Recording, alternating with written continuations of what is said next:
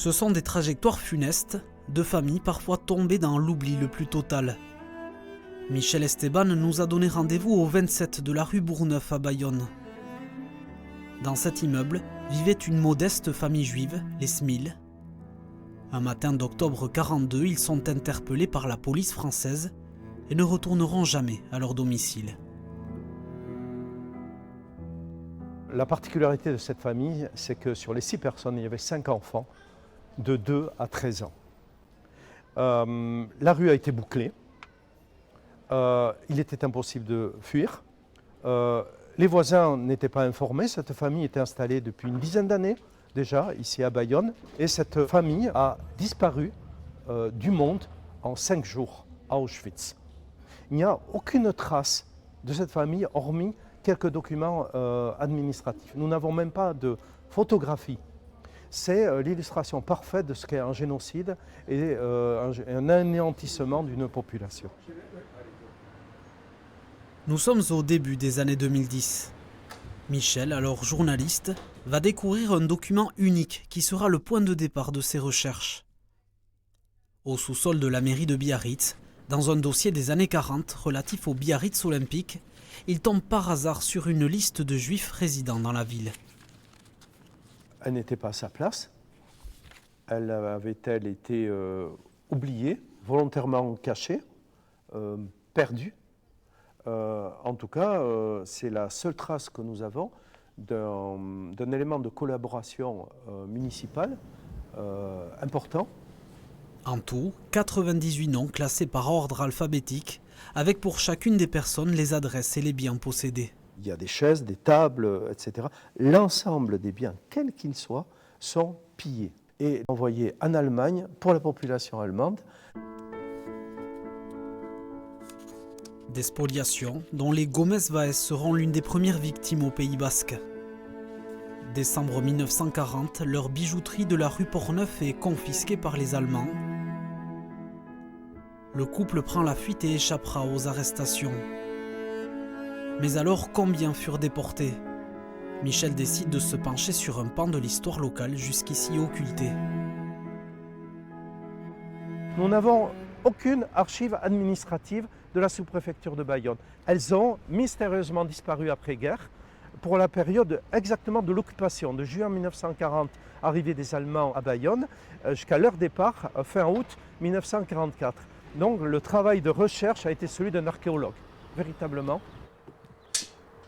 Des archives de la Défense au mémorial de la Shoah, en passant par le fonds Papon des archives de la Gironde, l'enquête de Michel s'est étalée sur 7 ans.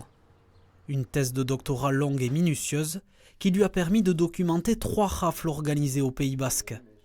L'une d'entre elles intervient le 19 octobre 1942, en atteste ce rapport préfectoral, une liste de 32 noms transmis à la Feldkommandatur de Biarritz.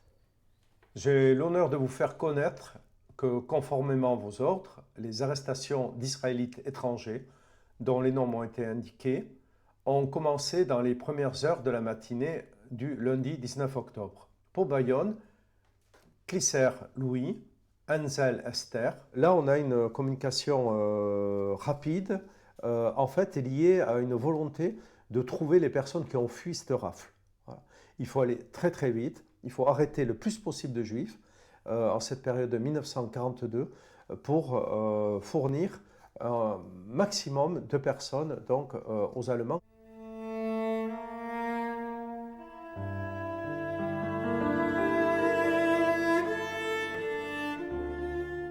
Les arrestations ont lieu sur plusieurs communes. Bayonne, Biarritz, Saint-Jean-de-Luz, Hendaye. Les gendarmes sont même allés chercher des juifs au sanatorium de la Ressort, dans une maison de soins de Cambo, donc des personnes qui ne pouvaient pas fuir ni se déplacer. Michel dit avoir été bousculé par ces découvertes, accablantes pour l'administration locale de l'époque.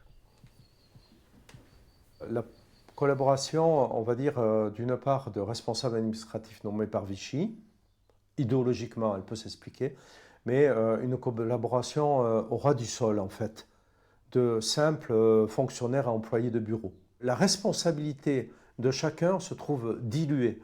Et ça, c'est un processus caractéristique de l'ensemble des génocides préparés. Une division des tâches qui permet de déculpabiliser le fonctionnaire qui finalement va coucher sur une simple liste des noms qu'il va taper à la machine. Mais ce fonctionnaire-là participe à un processus global génocidaire. La plupart des Juifs arrêtés sont emprisonnés au Château Neuf de Bayonne, qui servait d'annexe à la maison d'arrêt, avant d'être amenés à la gare où les convois prenaient la direction du camp de Mérignac puis Auschwitz. En tout, 125 personnes sont déportées depuis Bayonne. Parmi ces 125 déportés depuis la gare de Bayonne, on ne compte que 10 rescapés, tous et toutes étant morts, assassinés donc au camp d'Auschwitz pour l'essentiel. Parmi ces 125 personnes, il y a 15 enfants.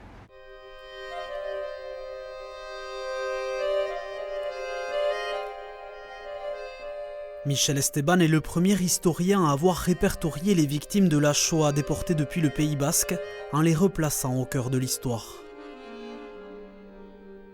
Comprendre comment à une époque il y a pu y avoir des dérapages. Je crois que la leçon d'histoire, elle est importante pour l'avenir. Si on veut construire un monde de paix, un monde de tolérance, un monde d'acceptation, un monde qui ne soit pas antisémite, un monde qui ne soit pas raciste, un monde qui ne soit pas xénophobe, il faut retracer ces éléments d'histoire, même s'ils sont douloureux, même s'ils peuvent nous gêner. Ça fait partie de notre mémoire. C'est dans ce sens que le travail mémoriel est important. Aujourd'hui, seuls quelques noms figurent au monument aux morts de Bayonne.